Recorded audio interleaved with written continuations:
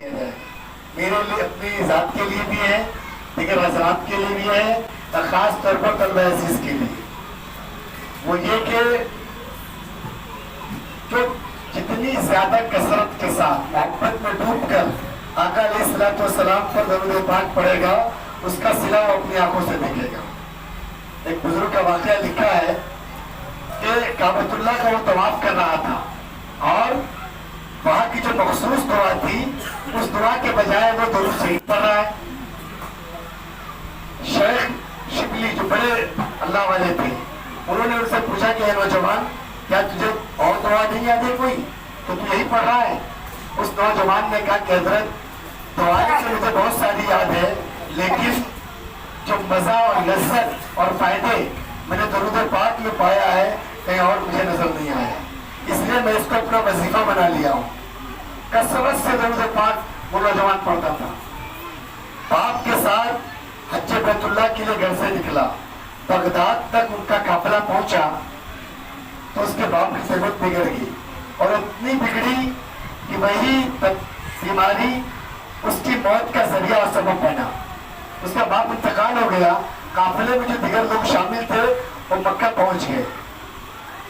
جب اس نے اپنے باپ کی شکل اور چہرے کو دیکھا تو اس کے باپ کی شکل خنزیر جیسی بن گئی تھی۔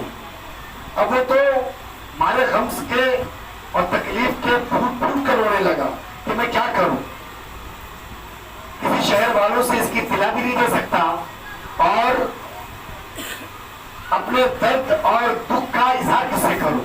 ایک چادر تھی جس سے اپنے باپ کے چہرے کو ڈھانپ دیا اور روتا رہا، تڑپتا رہا، بھٹکتا رہا اور اللہ سے مغفرت کی بھیک مانگتا رہا۔ انسان یہی کر سکتا ہے، جو کر سکتا ہے وہی کرے گا، اس کے علاوہ اس کے پاس کوئی چارہ کار نہیں تھا۔ اتنے میں اس کی آنکھ لگی، وہ سو گیا۔ خوابی میں اس نے دیکھا کہ ایک حسین و جمیل عظیم الشان شخصیت تشریف فرما ہوئی اور انہوں نے اس مرحوم کے چہرے سے کپڑے کو ہٹایا۔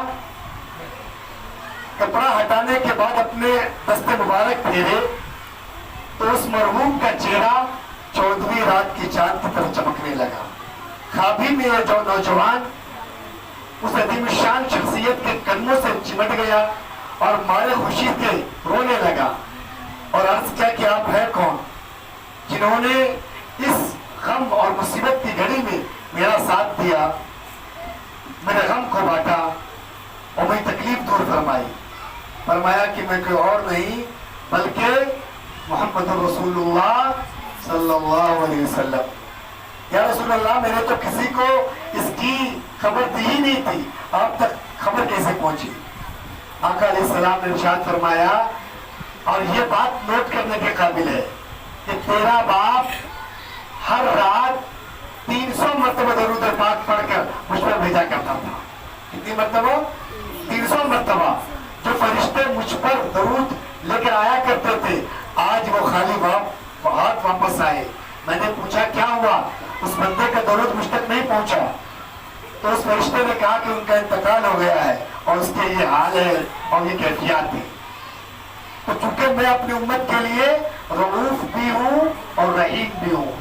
اللہ کے کتنے نام ہیں؟ 99 ہے نا، بعض کتابوں میں 4000 3000 نام لکھے ہیں لیکن قرآن کریم کے پہلے صفحے پر یا آخری صفحے پر کتنے لکھے ہوتے ہیں؟ 99 نیمز ہے نا۔ ان ناموں میں سے اللہ نے اپنا نام رؤوف اور رحیم کس کو دیا ہے؟ آقا علیہ السلام کو۔ باوجود یہ کہ 1,24,000 انبیاء دنیا میں آئے، کسی نبی کو اللہ نے اپنا نام نہیں دیا لیکن آقا کی شان بڑی نرالی ہے۔ آقا کی شان بڑی نرالی ہے۔ آپ نے اپنے اس چہیتے لاڈلے نبی کو رؤوف سے بھی خطاب فرمایا اور رحیم سے بھی خطاب فرمایا۔ تو آپ نے فرمایا کہ میں اپنی امت کے لیے رؤوف بھی ہوں اور رحیم بھی ہوں۔ اسی رحمت نے جوش مارا اور میں یہاں آیا۔ یہ کہہ کر آپ تشریف لے گئے۔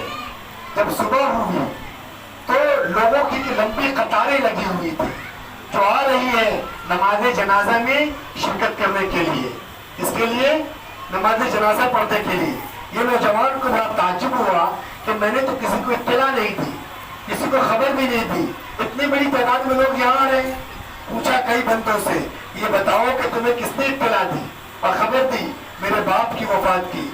तो उन आने वाले मेहमानों ने कहा कि आसमान से एक निदा आई, आवाज आई कि फला इलाके में मेरे एक वली का इंतकाल हो गया है, जो चाहता है कि उसके सारे गुनाह माफ हो जाए तो जाए उसकी नमाज जनाजा पढ़े, उसके सारे गुनाहों को माफ कर दूंगा, सारे गुनाहों को माफ कर दूंगा।